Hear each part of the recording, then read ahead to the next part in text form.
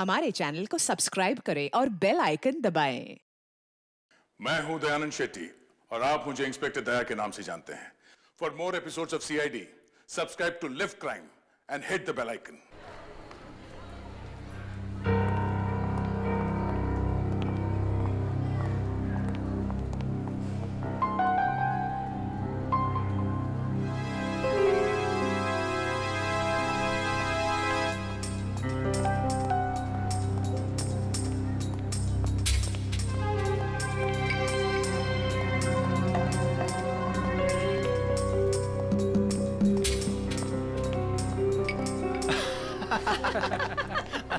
क्या पिक्चर थी यार, पैसे पूरे वसूल हो गए। मुझे कुछ खास पसंद नहीं आई यार, एकदम बकवास मूवी थी। ठीक कह रहा है ये, हीरो हीरोइन तो पूरे फ्लॉप थे। तुम लड़कियों का ना स्टोरी पे तो ध्यान रहता नहीं है, सिर्फ हीरो हीरोइन देखने आते हो। मुझे तो नहीं अच्छी लगी।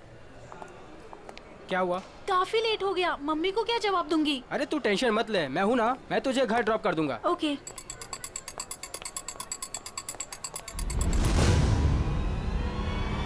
तो गोली में चला दो, एक गोली में चला दो।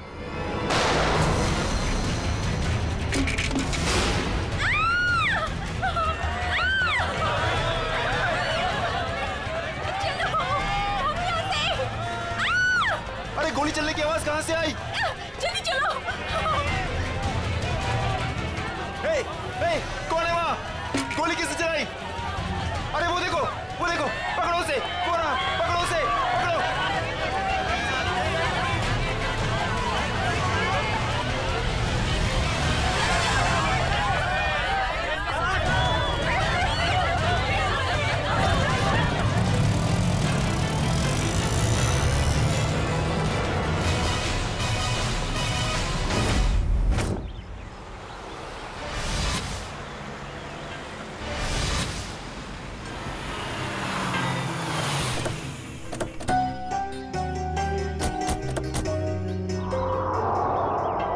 यही है वो Dhanraj palace.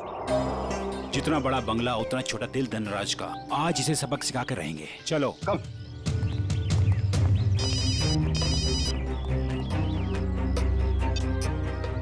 Sir, yes sir. हाँ, हम लोग पहुंच गए। काम पूरा करके ही वापस आएंगे। Okay sir.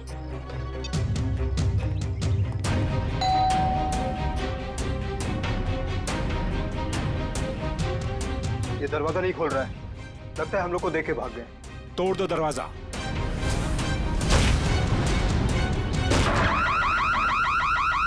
ये तो चोर अलार्म है।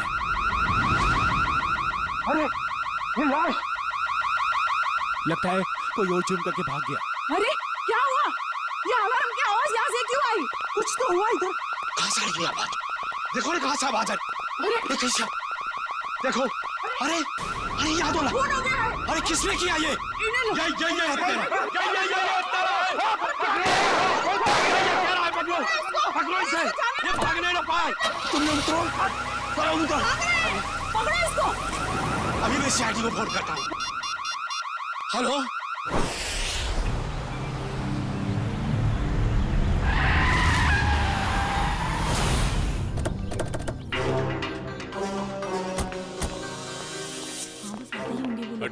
हटिए प्लीज।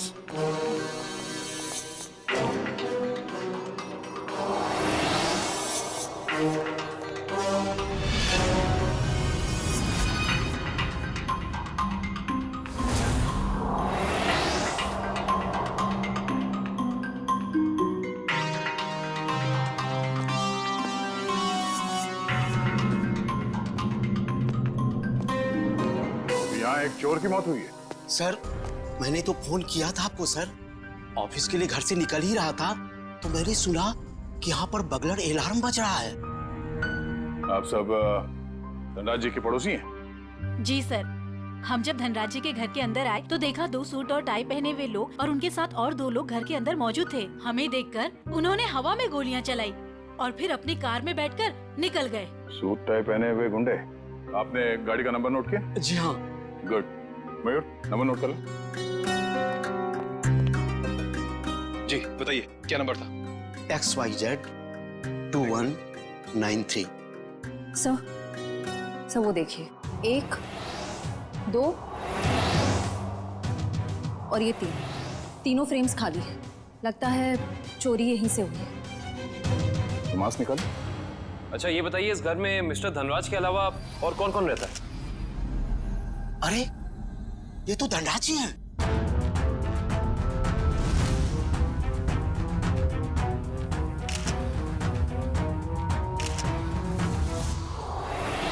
लेकिन इन्होंने चोरों वाले कपड़े क्यों पहन रखे हैं? धनराज जी अपने ही घर में चोरी कर रहे हैं और उनकी मौत भी हो गई। सर लगता है इन्होंने मरने से पहले गोली चलाई। सचिन, निखिल, श्रेया, तो देखो घर में इनके परिवार वाले हैं क्या?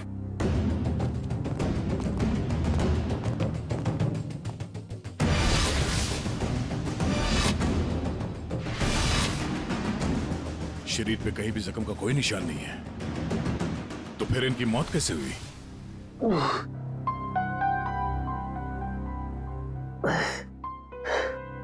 10:30।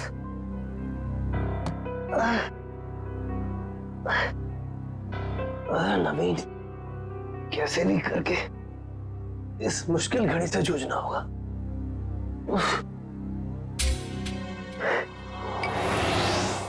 ये अभी तक यहीं पड़ी है। माँ ने देख लिया तो प्रॉब्लम हो जाएगी।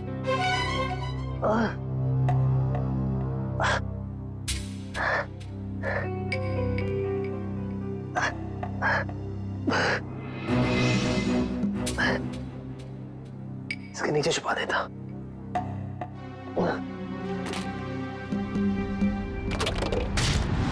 आप सब लोग जा सकते हैं। अगर जरूरत पड़ी तो फिर से बुला लेंगे।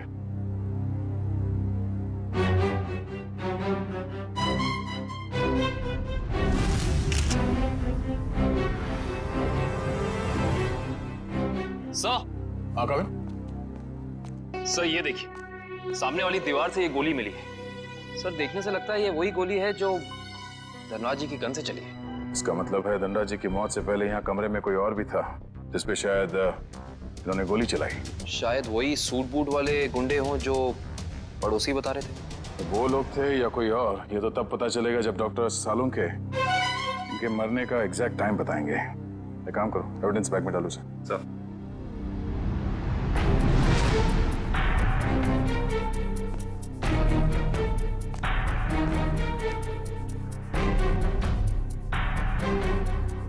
मैट पे मिट्टी लगी है। मयूर सर, तो देखना धनराज जी के जूते पे कीचड़ या मिट्टी लगा है क्या?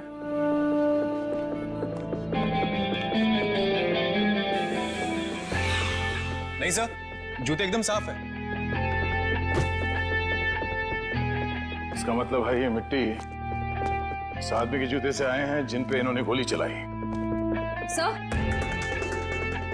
सर ये मीशा है, धनराज जी की भतीजी। ये अभी तक अपने कमरे में ही सो रही थी। तो सर ये धनराज जी की बेटी और दामाद है, ये भी अपने कमरे में सोए हुए थे। सर ये लोग धनराज जी के दोस्त थे, ये लोग भी सो रहे थे और मुश्किल में उठे सर।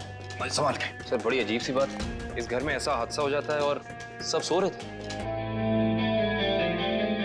नहीं कविन, लगता है इन्हें कोई नशीली दवाई दी गई है। होश में आओ, होश में आइए आप लोग, होश में आइए आप। धनराज जी की मौत हो चुकी है।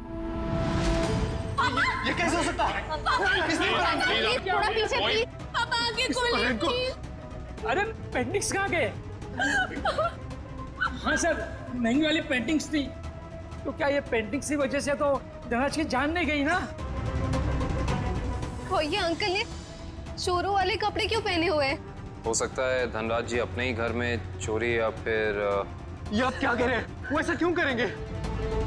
अब इसका जवाब उनकी मौत से जुड़ा है। हेलो दयाल, मैं नवीन बोल रहा हूँ। अरे नवीन, क्या हुआ?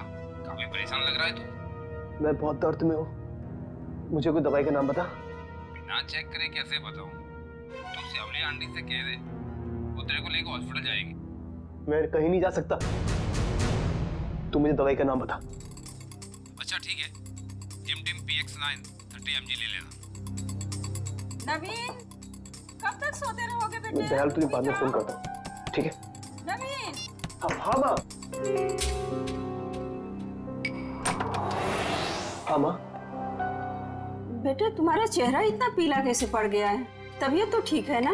रात को मैं देर से सोया था तो नींद पूरी नहीं हो पाई, आप मेरे लिए दवाई मंगा देंगी? हाँ, मैं दवाई ला दूंगी।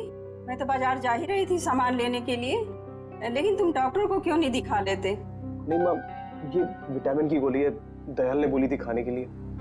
मैं ठीक हूँ। दवा का नाम क्या है? जिमटिम PX9 30 mg। अच्छा ठीक है, मैं लेती आऊंगी। ठीक है बेटा। ठीक।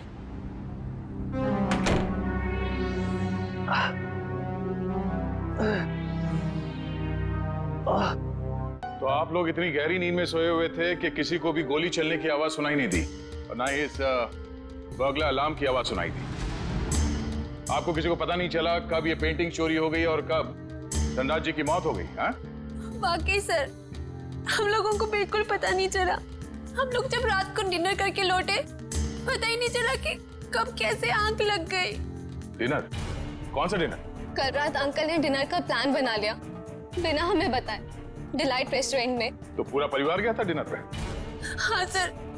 अच्छा, पिछले कुछ दिनों में धनराज जी कुछ परेशान लग रहे थे किसी बात को लेके? जी सर, जब से वो घर में पेंटिंग्स लगी थी तब से जैसे मानो उनका जीना ही दुश्वार हो गया था। क्या मतलब? शुरू से बताइए, खुल के बताइए प्लीज। 33 करोड़? तुमने पेंटिंग्स 33 करोड़ में खरीदी? इसे क्या तुम दीवारों पे सजाओगे? मुझे क्या किसी पागल कुत्ते ने काटा है जो इतनी महंगी पेंटिंग को दीवार पे सजाऊंगा? मैं इसका कुछ और ही करूंगा। क्या करोगे? तुमसे मतलब? वक्त आने पे सब कुछ पता चल जाएगा। पापा, आपको कोई धमकी दे रहा है पेंटिंग को लेकर? इतनी महंगी पेंटिंग्स चोरी हो गई तो? और आप पुलिस के पास क्यों नहीं जाते? बस, इस घर में दिमाग सिर्फ तुम लोगों के पास ही नहीं है। मुझे कब क्या करना चाहिए ये मुझे किसी से जानने की कोई जरूरत नहीं है। ये आप क्या कर रहे हैं? अरे इतनी महंगी पेंटिंग्स तूने फ्रेम कर डाली। उस दिन तो कह रहा था कि ये दीवार पर टांगने के लिए नहीं है। अरे 33 करोड़ की है, सोच ले। यार ये मेरी पेंटिंग है, मैं इसे जहां चाहूं वहां टांगूंगा। सर, ये केस तो काफी पेचीदा होता जा रहा है। धनराज ने पहले पेंटिंग खरीदी और बाद में उसी पेंटिंग को चुराने की कोशिश की।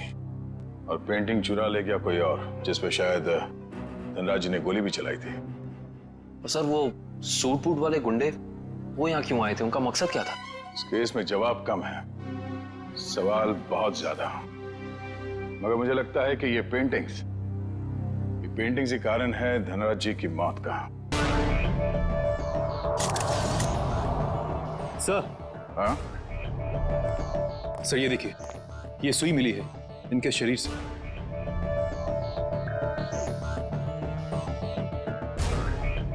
सर, ये खून सुई से हुआ है? ये खून सुई से हुआ है या किसी और चीज से, ये तो डॉक्टर सालुंके ही बताएंगे।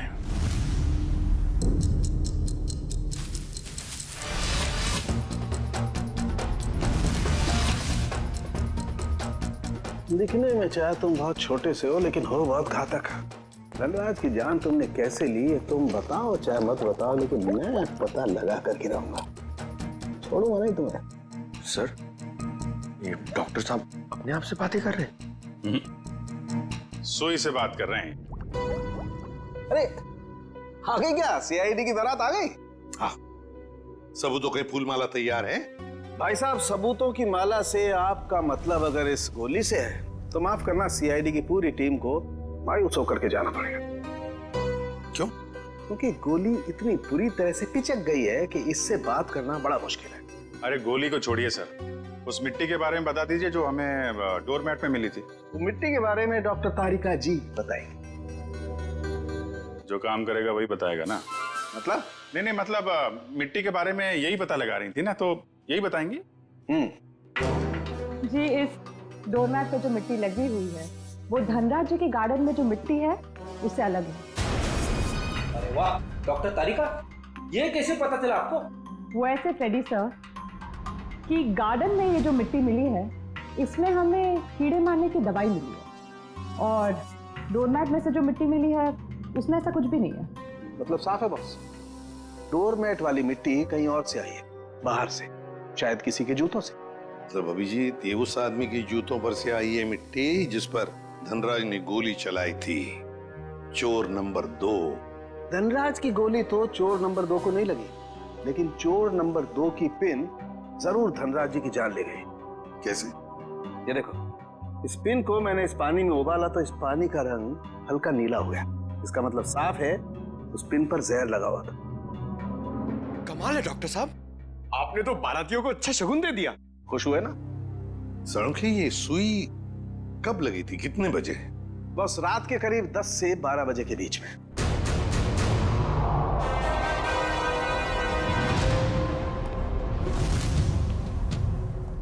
सर वो इशिता सस्पेंड हो गई थी सर, तो उसका ज्वाइनिंग लेटर बन गया। ठीक है, कल से बुला लो उसे और उससे कहना कि आइंदा ऐसी लापरवाही नहीं चलेगी। आई एम सॉरी, हमारे एक ऑफिसर के रहते हुए ये हादसा हो गया। तुमने अपनी ड्यूटी ठीक से नहीं की इशिता, तुम्हें सस्पेंड किया जाता है। हाँ सर, मैंने बात की है उससे, वो कह रही थी ऐसी गलती दोबारा नहीं होगी। देख पंकज, मैं तेरा सीनियर हूँ, इसीलिए मेरी बात में तेरी बात से ज्यादा दम है, समझे? नहीं यार, ऐसा कुछ भी अरे नहीं। नहीं कैसे? क्या है? ब्यूरो है ये, क्या चल रहा है? नहीं, कुछ नहीं सर, कुछ नहीं। मैं तो सिर्फ पंकज को धनराज वाले केस की बारीकियां समझा रहा था, मगर इसके दिमाग में घुस ही नहीं रहा है। अच्छा, तो हमें बता दो क्या बारीकियां हैं। हाँ सर, बताइए, अभी बताइए। अरे तू सुनेगा तब ना। सर, मुझे तो ये पूरा केस टेढ़ा लग रहा है। अगर पेंटिंग धनराज के घर पे थी तो उसे चोरी करवा के उन्हें क्या फायदा होगा? और ये गैर कानूनी पेंटिंग को कौन से इंश्योरेंस के पैसे मिलने वाले थे? और फिर उस चोर का उसी वक्त धनराज के घर में घुसना, जब धनराज अपनी पेंटिंग चुरा रहा था। कुछ जम नहीं रहा है अभिजीत, बड़ी गहरी प्लानिंग की है ये घर में घुसना और फिर सुई से खून करना। और सर, सुबह गुंडों का घर में घुसना, इन सब के बीच में कोई ना कोई संबंध है सर। संबंध है अभिजीत, संबंध है। ये कोई संयोग की बात नहीं कि जिस वक्त ये आंधी तूफान मच रहा था तब घर के सारे लोग गहरी नींद में सो रहे थे, जैसे कि एक एक को लेकर सबको नींद की दवाई खिलाई थी। सर, धनराज की भतीजी मिशा बता रही थी कि धनराज कल रात अपने परिवार वालों को एक सरप्राइज डिनर पे ले गए थे रेस्टोरेंट में। कल रात अंकल ने डिनर का प्लान बना लिया बिना हमें बताए, डिलाइट रेस्टोरेंट में। अभिजीत, कहीं ऐसा तो नहीं कि ये जो कुछ भी हुआ है उसका उस होटल से संबंध हो जहां पर ये सारे गए थे खाना खाने? देखो, ग्राहक हमारे लिए भगवान समान है और उन्हीं की वजह से हमारा घर चलता है। चाहे उनका मूड अच्छा हो या बुरा, हमें सबका ख्याल रखना है। मुस्कुरा के सबको अच्छे से खाना परोसना है। किसी भी ग्राहक से कोई शिकायत नहीं आनी चाहिए। समझ गए तुम लोग? जी मैनेजर साहब, समझ गया। हम सीआईडी वालों को भी कुछ समझा दीजिए। सीआईडी? नमस्ते सर, हमारे तो भाग ही खुल गए सर कि आपने हमारा रेस्टोरेंट चुना है खाना खाने के लिए। काश हम लोग यहाँ खाना खाने आते, तहकीकात करने नहीं। देखिए, हम यहाँ खाना खाने नहीं, कुछ सवाल पूछने आए हैं। कैसा सवाल सर? क्या कल रात मिस्टर धनराज अपने परिवार के साथ यहाँ खाना खाने आए थे? मिस्टर धनराज वो मशहूर बिजनेसमैन जो पिटोराइल में रहते हैं। क्या बात है, अपने कस्टमर के एड्रेस तक याद है आपको? तो सर, सबके तो याद नहीं रहते, लेकिन मिस्टर धनराज हमारे खास मेहमान हैं। वो अक्सर यहाँ आते रहते हैं, इसलिए। तो क्या कल रात वो अपने परिवार के साथ यहाँ आए थे? हाँ, आए तो थे, लेकिन आपको कैसे मालूम? क्योंकि उनके खाने में कुछ ऐसा मिला है जो नहीं होना चाहिए था। मैं कुछ समझा नहीं सर। नींद की दवा। उनके खाने में हमें नींद की दवा मिली है। किसने दिया था खाना उन्हें? सर, वो टेबल तो रघु ने साफ किया था। नहीं साहब, मैंने नहीं। जब मैं ट्रे लेकर जा रहा था तो मैनेजर साहब ने मेरे हाथ से ट्रे खींच लिया था। इन्होंने कहा था खास मेहमान है और ये खुद खाना लेकर जाएंगे। अपने काम को बहुत सीरियसली लेते हैं आप, हैं? मैनेजर होके खाना सर्व कर रहे थे। सर, आप मुझ पर शक कर रहे हैं? जी हाँ, अब हम आप पर शक कर रहे हैं क्योंकि खाना आपने सर्व किया था, है ना? जी नहीं सर। तो फिर किसने किया? धनराज साहब खुद लेकर गए थे। क्या? सर, मैं पहली बार सुन रहा हूँ कि कोई रेस्टोरेंट में आकर भी खुद खाना लाने गया। ये बर्तन वगैरह उन्होंने ही साफ किए थे क्या? सर, मैं मजाक नहीं कर रहा हूँ। जैसे ही मैंने रघु के हाथ से ट्रे ली और उनके टेबल की ओर जा रहा था कि अचानक वॉशरूम से धनराज साहब आए और मेरे हाथ से खाने की ट्रे ले ली। कहा कि खाना वो लोग खुद परोस लेंगे। क्या इससे पहले भी कभी उन्होंने ये किया था? कभी नहीं सर। कल रात उनका बर्ताव बड़ा ही अजीब था। उन्होंने यहाँ खाना खाया भी नहीं, सिर्फ जूस पिया। अच्छा, सिर्फ जूस पिया सर, कुछ खाया नहीं, ताकि वो जागते रहे और सारा परिवार सो जाए। बिल्कुल अभिजीत, ये नींद की दवा और किसी ने नहीं मिलाई खाने में, धनराज ने ही मिलाई थी नींद की दवा। माँ, माँ,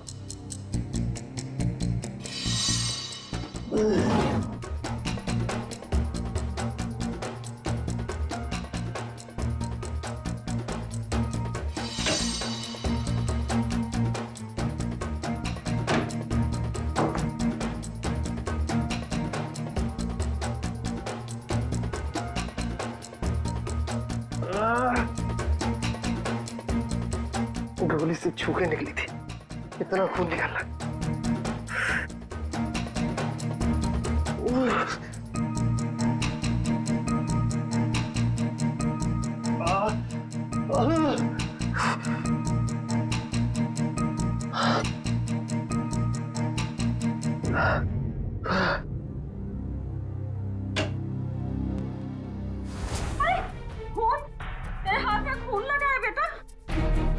माँ, मुझे गोली लग गई थी, लेकिन छू के निकल गई। गोली लगी थी? कहाँ लगी गोली? चल अस्पताल चल, अब भी अस्पताल चल। नहीं, चल नहीं, अस्पताल। नहीं, माँ, मैं नहीं जा सकता। आप दयाल को फोन करके बुला लो। हाँ, मैं बुलाती हूँ दयाल को। तू बैठ यहाँ, बैठ भगवान।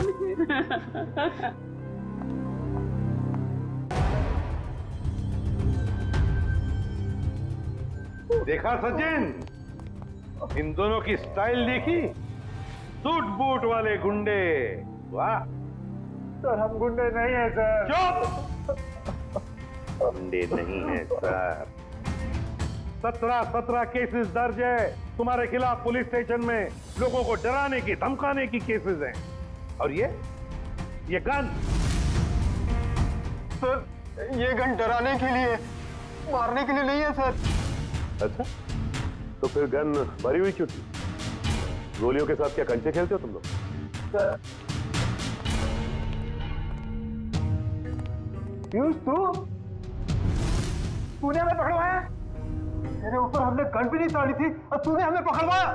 सर, यही दोनों थे जिन्होंने मामा जी के घर पे आके तोड़फोड़ की थी। अच्छा सर, इसका हम पे कॉन्फिडेंस तो देखिए, हमारे पीछे चुप रहा है। चलो, किसी को तो भरोसा हुआ हमारी वीरता और शौर्य पर। ठीक है पीयूष, तुम जा सकते हो। Thank you sir. अब भी कुछ कहना है अपनी सफाई में? हाँ सर, हम गरीब इंसान है सर। हाँ सर। देखो, हमें सब पता चल चुका है। तुम दोनों की गाड़ी कोल ट्रैवल्स के नाम पर रजिस्टर्ड थी और उन लोगों ने बताया कि तुम दोनों, राजेश और सुरेश, वहां ड्राइवर का काम करते हो। हाँ। सिर्फ इतना ही नहीं, ड्राइवर के काम के साथ साथ गुंडागर्दी का भी काम करते हो। क्यों? नहीं सर, प्लीज सर, हमें बार बार गुंडा मत बोलिए सर। हाँ सर, हम रिकवरी एजेंट है। जो लोग पैसा उधार लेके वापस नहीं देते, हम सिर्फ वही पैसा वसूलते हैं। Recovery agent? धनराज के घर किस लिए गए थे तुम? ड्राइवरी करने के लिए या फिर उधार के पैसे वसूल करने के लिए? हाँ सर, उधार का पैसा वसूलने गया था। क्या? सर, ये दोनों झूठ बोल रहे हैं। धनराज एक बहुत ही अमीर आदमी था, उसे उधार लेने की क्या जरूरत पड़ेगी? सर, वो कंगाल आदमी था सर। वो जो बाहर से नजर आता था, वो बिल्कुल शोषा था, खोखला था सर। उसने 33 करोड़ उधार लिया था सर। क्या? कितने जीरो होते 33 करोड़ में, पता है पंकज? पता नहीं सर, मगर सुनने में बहुत भारी अमाउंट लग रहा है। अच्छा, तो वो पैसे वसूल करने गए थे तुम? हाँ सर, पर हमें वहां लाश मिली सर और हम डर के भाग गए वहां से सर। धनराज को इतने पैसों की क्या जरूरत पड़ गई कि उसे बाहर से इतना उधार लेना पड़ा? और सर, धनराज के परिवार वालों ने भी हमें इसके बारे में कुछ नहीं बताया। ये भी तो हो सकता है ना श्रेया, कि धनराज के परिवार वाले इन सब बातों के बारे में कुछ जानते ही नहीं थे। लेकिन एक बात तो पक्की है, इस बारे में इनका बॉस तो जरूर जानता होगा। कौन है तुम्हारा बॉस? कौन है? पिनाकी सर। पिनाकी? काम करो, इस पिनाकी को तुम्हारे बॉस को अभी के अभी फोन लगाओ और तुम उनसे वही कहोगे जो हम कहेंगे, समझे?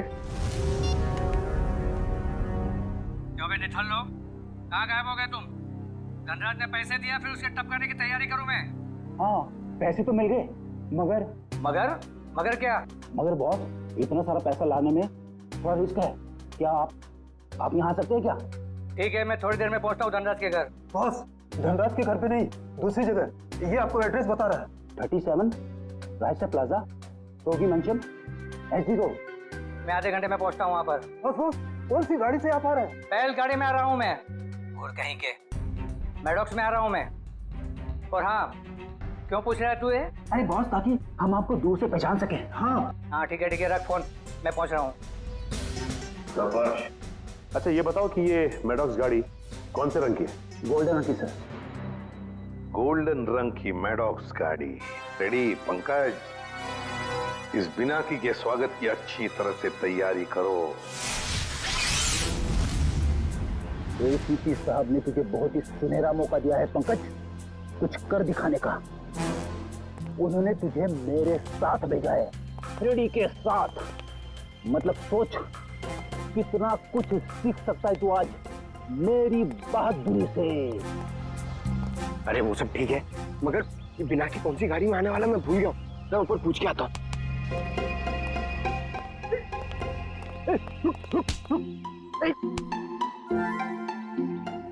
अभी उठ जा, मुझे मालूम है कौन सी गाड़ी है।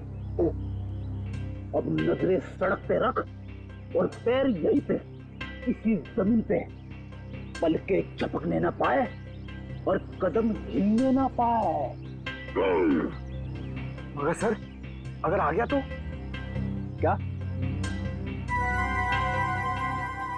आ गया तो रोक के रख, बिना की के गिरफ्तार होने तक, समझे? आ गया, आ गया, आ गया, आ गया। अबे चल, अरे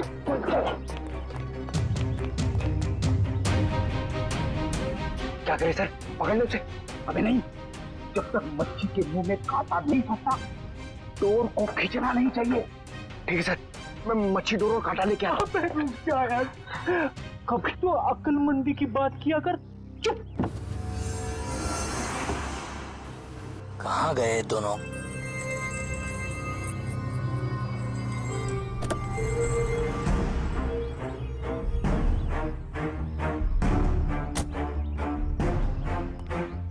कहाँ रहेंगे दोनों? ये एड्रेस तो यहीं का है। कह रहे थे कि मुसीबत में है, और देखो दोनों लंगूरों का पता नहीं है यहाँ पर। कहीं मेरे पैसे लेकर दोनों उड़ तो नहीं गए? Crime investigation department, CID. बिना की बहुत पैसा है ना तुम्हारे पास, इसलिए पैसा बांटते फिरते हो, मगर सिर्फ उन लोगों को पैसा बांटते हो जिनकी ना हिम्मत है ना हैसियत पैसा लौटाने की। क्यों? और फिर उन लोगों को डराते हो।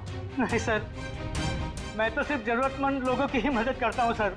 और सर, जरूरतमंद लोगों की मदद करना तो अच्छी बात होती है ना सर। और हाँ, एक बात है, जब लोग ब्याज के साथ पैसे देते हैं ना सर, तो मेरा भी कुछ भला हो जाता है सर। और जब कोई पैसा नहीं लौटा सकता तब? तो ऐसे मुश्तलों की मदद लेनी ही पड़ती है सर। और इसीलिए तुमने इन दोनों को भेजा था धनराज के घर पैसा वसूल करने के लिए। क्यों दिए थे इतने सारे पैसे धनराज को? नहीं सर, मैंने धनराज के घर किसी को नहीं भेजा सर। और सर, धनराज के घर चोरी हुई है ये तो आप जानते हैं ना सर। हाँ, कीमती और नायाब पेंटिंग्स चोरी हो गई थी। हाँ, उस पेंटिंग्स की कीमत 35 करोड़ रुपए थी सर। 35 करोड़। धनराज ने किसी खुफिया नीलामी से खरीदा था उसे। लेकिन एक बात बताऊं सर, उस वक्त उन पेंटिंग्स को खरीदने के लिए धनराज के पास ढेला भी नहीं था सर। तो इसीलिए धनराज ने तुमसे ये 33 करोड़ उधार लिए? जी हाँ, 17 करोड़ मुझसे लिए थे सर, और बाकी के 16 करोड़ किसी और से। लेकिन सर, जब पैसे लौटाने की बारी आई ना, तो उसके पेट में अचानक दर्द होने लगा सर। फिर तो उस दूसरे आदमी के 16 करोड़ भी नहीं लौटाए होंगे धनराज ने। कहीं उसी आदमी ने तो धनराज का खून नहीं किया? जो भी है, अगर एक बार मेरे हाथ लग जाए, वो छोड़ूंगा नहीं उसे। मैं धनराज की जान लेकर उसने मुझे भी डुबो दिया सर, बर्बाद कर दिया मुझे। अगर तुमने धनराज को नहीं मारा तो किसने मारा होगा? कौन कर सकता ये? बताओ जल्दी। पक्के से तो नहीं कहता सर, लेकिन हाँ, एक आदमी है सर, एक आदमी है जो आपके काम का हो सकता है। और वैसे भी अब मैं अकेला क्यों डूबूं? उसे भी साथ लेकर डूबूंगा मैं। जरूर डूब जाए, मगर डूबने से पहले हमें उस आदमी का नाम बताना जो हमारे काम का है। क्या नाम है उसका? नवीन नाम है उसका सर। घबरा मत बेटा, सब ठीक हो जाएगा, दयाल आता ही होगा। तूने मुझे बताया क्यों नहीं कि तुझे गोली लगी है? आपको बता नहीं पाया। अब मैं क्या करूं? अब क्या होगा? अस्पताल फोन करती हूँ।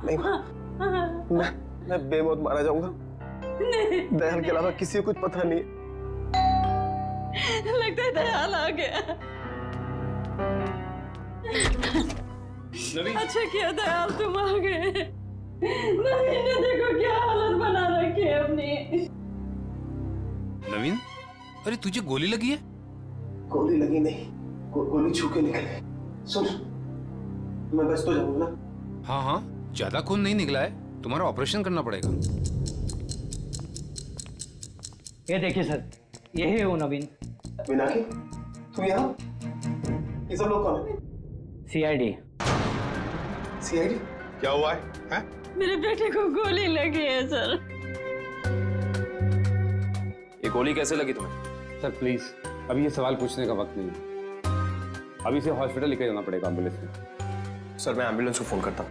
मतलब धनराज ने आपको मेरे बारे में सब कुछ बता दिया? क्या आप लोग मुझे इस हालत में गिरफ्तार करेंगे?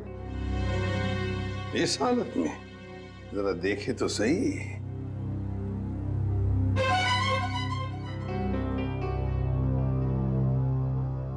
हालत इतनी बुरी नहीं है तुम्हारी, समझे? गोली छू कर निकली है, और फिर धनराज की मौत हो चुकी है। वो नकाबपोश चोर कोई और नहीं, धनराज था। बड़ी जल्दी समझ में आ गया आपको सब कुछ। अब ये बताओ कि तुमने धनराज का खून क्यों किया, वो भी उस जहरीली सुई से। जहरीली सुई? कौन सी जहरीली सुई?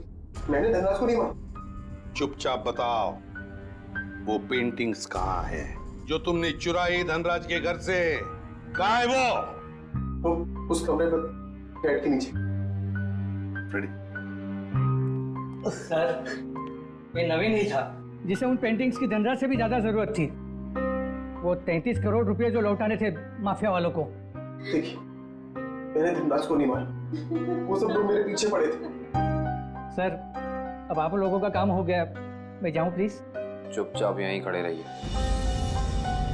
क्या आपको लगता है कि मैंने धनराज को मारा? तुमने नहीं मारा धनराज को, हैं?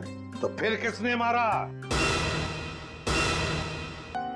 क्या आपको लगता है कि मैंने धनराज को मारा? तुमने नहीं मारा धनराज को, हैं? तो फिर किसने मारा? तुम ही गए थे ना उधर। जब मैं वहां पे गया तो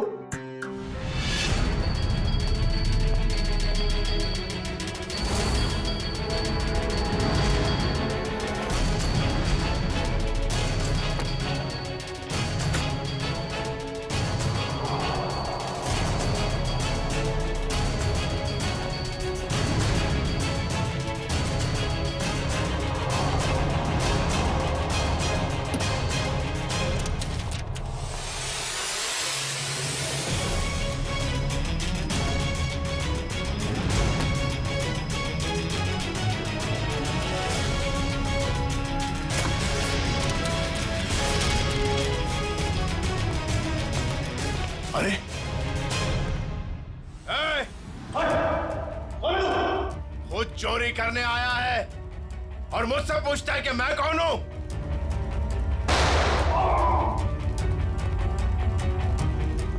भागता किधर है? रुक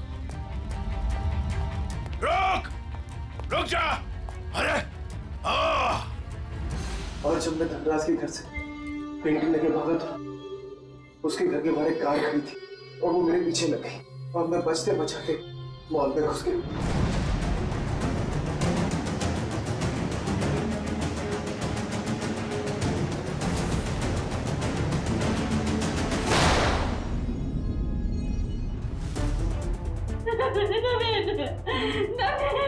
आगे खोलो बेटा, मेरे आगे खोलो मेरे बच्चे।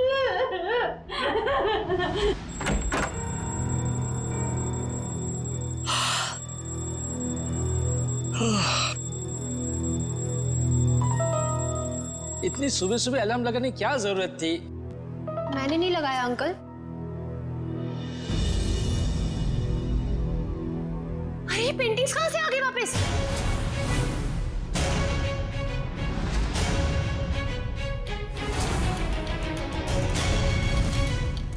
तो सीआईडी को बता दे क्या? नहीं नहीं, क्या जरूरत है, पेंटिंग्स तो वापस आ गई ना। ईशान, मुझे लगता है हमें सीआईडी को बता देना चाहिए, वरना हम लोग बेवजह फंस जाएंगे।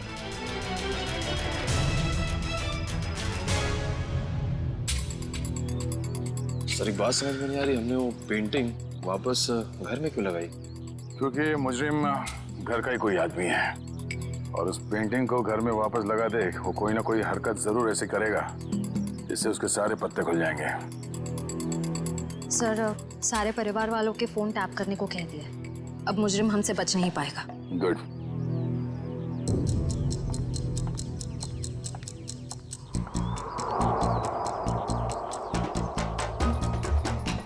श्रेया, निखिल,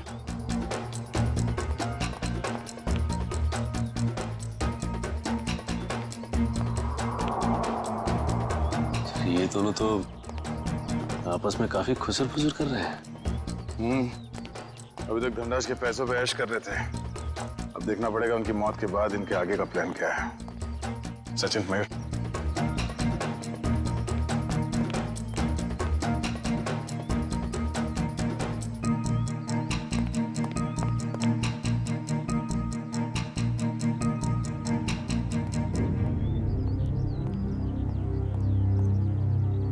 चलो मिस्टर ईशान, आपके साथ थोड़ा सैर सपाटा कर लेते हैं। खोलो मुझे, जाने दो। सही किया मैंने तुम्हें यहाँ पर बांध के, मुझे तुम पर मॉल की रात से ही शक था। जीजो, मैंने आपसे माफी मांग तो ली है, मैं नहीं मार पाई नवीन को, लेकिन मैंने आपको कोई धोखा नहीं दिया। मुझे सच में नहीं पता कि पेंटिंग्स कहाँ है। बस बंद करो ये ड्रामा और ये बताओ घर पर पेंटिंग्स किसने लगाई थी और कौन है तुम्हारा साथी? सीआईडी। सीआईडी ने लगाई है वो पेंटिंग, कोई एतराज है? सीआईडी, देखो देखो पकड़े गए ना तुम्हारी वजह से, और तुम मेरा मुंह क्या देख रहे हो? करो कुछ। कहां भाग रहा? अपने चेहरे पे मेरा ऑटोग्राफ नहीं लेगा? हाँ?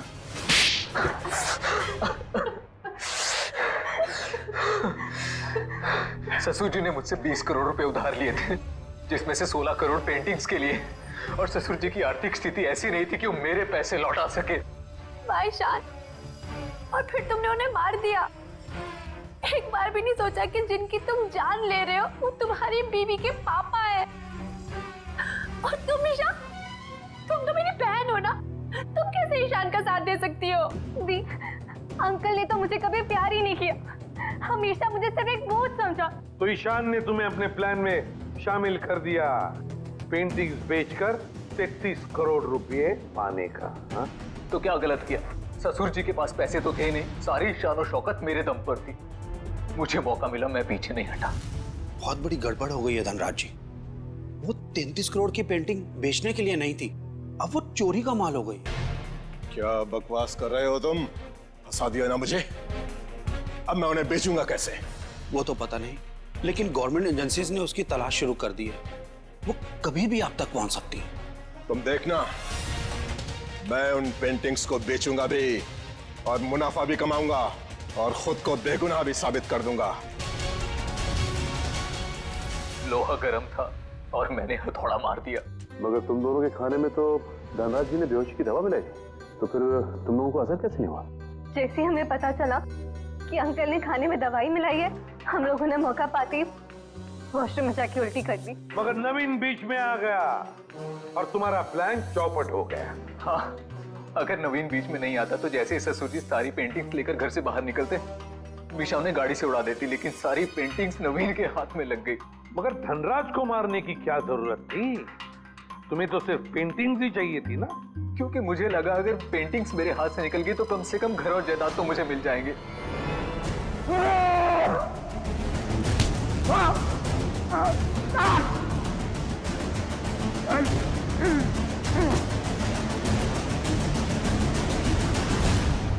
गलती हो गई, हमें माफ कर दो, दोबारा ऐसा नहीं होगा। पैसों की लालच में तुम दोनों ने अपने परिवार के एक को मारा है, अपने ही परिवार के। अगर फांसी से बढ़कर कोई सजा होती ना तो वो तुम्हें मिलती। काश। मैं तो ले जाओ इन दोनों को। चलिए चलिए मैम।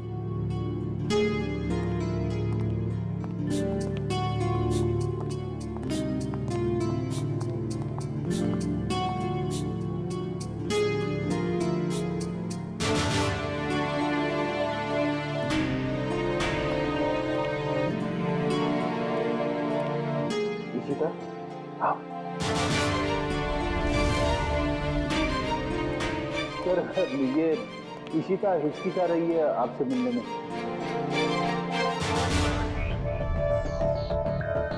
क्यों हिचकिचा रही हो? सॉरी सर, पूरे सस्पेंशन पीरियड में मैं सिर्फ यही सोचती रही कि जब मैं वापस ड्यूटी पे आऊंगी तो आपसे नजरें कैसे मिलाऊं। अपनी गलती का एहसास हुआ तुम्हें?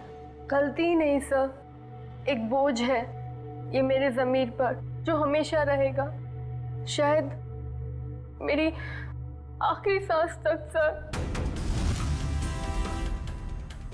तुम्हारी तो अभी अभी शुरुआत है।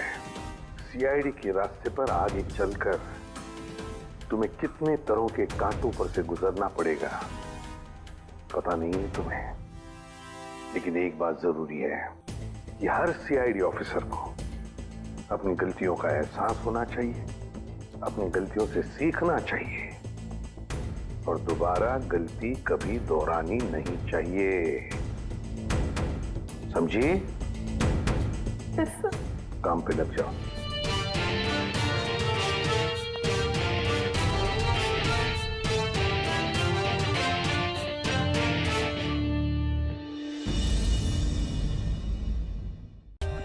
For more updates, subscribe to our channel, click the show links and enjoy watching the videos.